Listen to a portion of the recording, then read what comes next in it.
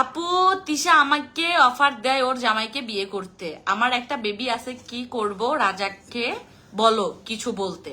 দেখছো, কিছুই বলার নাই। তোমাদের হইছে কি জানো, যে যাইও যারা না যারা আপু। বাট ওর কাছে অপশন 1 in 1।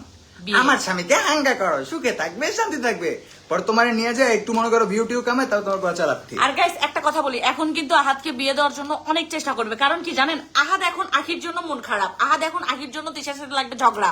এ সময় ও বিয়ে দিতে পারলে মনে মনে ভাববে এক বিয়ে করে, আখির বিয়েটা হয়ে গেলে অক লাগাই দিবে, অক তারাই দিবে।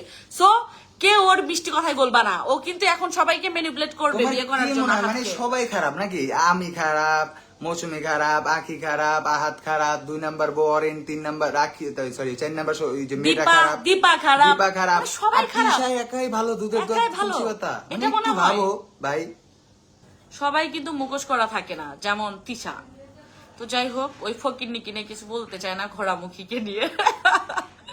ঘোড়ামুখী সবসময় বলে আমি অনেক সুন্দর, আমি অনেক সুন্দর, আমি অনেক সুন্দর। টক শোতে যে কত চাপা চাপা দে রাখি, সেই ভরা ভরছে। আমি দেখে তো খুব খুশি হয়েছি। আখি আপু তুমি আরো ভরো, বেশি করে ভরো। এগুলো ফালতু মহিলা, মানে ও একটা পুরোটাই ফালতু, ফেক, মেন্টাল, হ্যাঁ রাইট, সাইকো। আমি আখি আপুকে বলি এটা, যে তোমার যদি সামনে বড় চুলটা একটা একটা করে ছিড়বা, ওর যে বড় বড় চুল আর একটা একটা করে ছিড়বা। খারাপ মহিলা কোথাকার, এত শেষরা।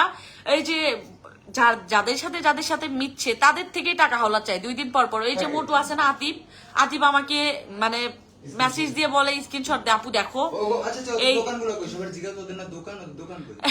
ওখানে বলে দোকান আছে। তো আতিফ আমাকে বলে কি আপু দেখো আমার থেকে টাকা হলা চাচ্ছে, মানে এরকম অবস্থা। ওরা যাদের সাথে মিশে তাদের থেকেই টাকা হলা চায়। যে টক শোতে যে যায় না, ফ্লাশ টক, ফ্লাশ টকে আমি ওই ওখানে যে ডিরেক্টর, উনি তো আমার অনেক ক্লোজ। হ্যাঁ, সো তো ভাই বাইরে বললাম যে ভাই আর কি আপনি কোনো মানুষ পান না যে বারবার ওরে ডাকতেছেন, ঠিক আছে ফ্লাশ টকে।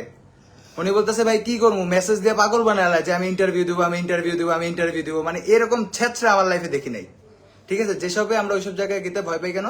কারণ একটা টক শোতে কিন্তু এটাই নিয়ম যে সকল কিছু সব বিষয় আর কি প্রশ্ন করবে। আর মেন কথা হচ্ছে রাকিব কিন্তু টক শোতে 2 বার গেছে ইন্টারভিউ দিতে, ঠিক আছে? ও এমন পাক নিচ্ছে, আমারও ডাকছে, আমি চাই না, আমি একটু ভয় পাই, উল্টা পাল্টা প্রশ্ন করে। এমন ভাব নিচ্ছে মনে হচ্ছে কই না কি আসছে, কোথায় কই না গেছে? কি অ্যাওয়ার্ড নিতে গেছে।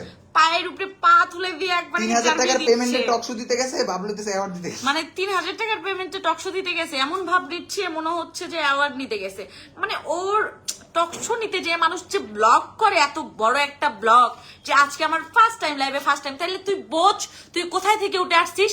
আর আমার জামাইকে কত কথা বলিস, তোর আগে আমার জামাই ওগুলো শেষ করে দিয়ে আসছে, তুই যা যা করতেছিস এখন ওগুলো ফালাই দিয়ে আসছে আগে, বুঝছিস? তোর মতো বস্তির আগে তুই তো শিখা আসছিস। টকশোতে যা বলিস নি যে আমার এই কাপল পছন্দ, এই কাপল পছন্দ। দেখ ভাব তুই, তার মানে পছন্দ ছিল, ব্লগ ভাল লাগতো, তোকে তো বলছে যে হচ্ছে কার কার ব্লগ ভালো লাগে, তুই তো নিজের মুখে স্বীকার করছিস, করিসনি? হ্যাঁ, ওগুলো শিখে আসছিস, ওই রাজার দেখে দেখে শিখে আসছিস এই কিন্তু পর্যন্ত। ওগুলা শিখছে ভালো কথা, সাফাটা শিখছে কাটতে, আমি এটাই বুঝলাম না। চাপা কার থেকে শিখবে? ও যেমন ওর মা তেমন ওর 14 গোষ্ঠী ও আচ্ছা, ফ্যামিলিগত।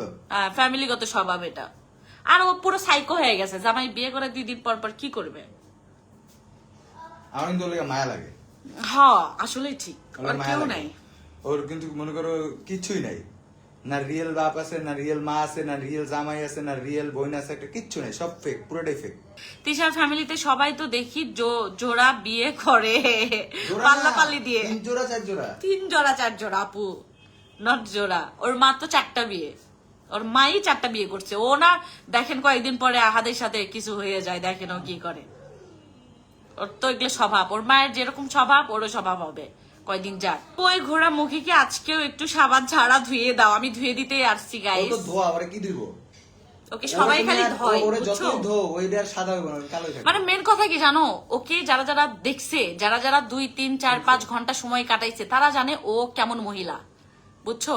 আর যারা যারা ওই বাসায় গেছে, তারা তারা ওর নামের পিছনে গিবত করে, কেউ ওদেরকে পছন্দ করে না। ওই যদি বলে ভিউ কামাইতেছি, তাইলে বলতো ওকে ভিউ কামাইতেছি, চ্যাটার প্রজাপতি, ওরে দিয়ে ভিউ কামাইতে হইব, বুঝছিস?